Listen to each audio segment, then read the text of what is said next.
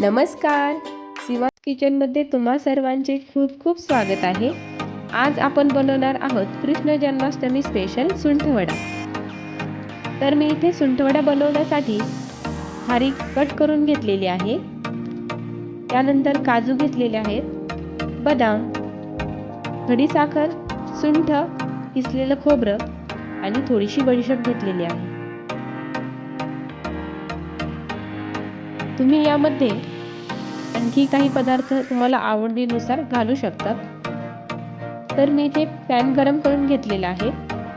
त्यावर इथे मी 7 ते 8 काजू घातलेले आहेत आणि बदाम घातलेले आहेत। तर ते आपण 1 ते 2 मिनिटं भाजून घेणार आहोत, जेणेकरून त्यामधला मॉइश्चर निघून जाईल इतपत आपण ते भाजून घेणार आहोत। त्यानंतर कट केलेली खारीक घालून घेऊया।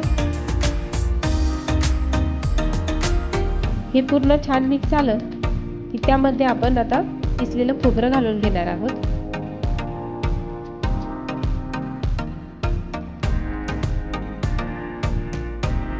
तीन ते 4 चमचे मी इथे खोबरं घेतलेलं आहे किसून, ते घालून घेऊया।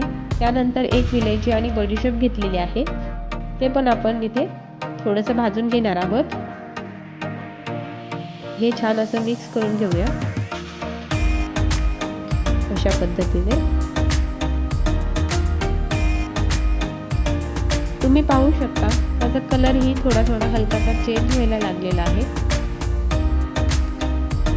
मीडियम गॅसवरती भाजायचं आहे, जेणेकरून ते पूर्ण करपणार नाही किंवा जास्त लाल होणार नाही। आता त्यावरून इथे मी थोडीशी सुंठ घालून घेत आहे। थोडंसं मिक्स करून झाल्यानंतर गॅसची फ्लेम आता ऑफ करायची आहे।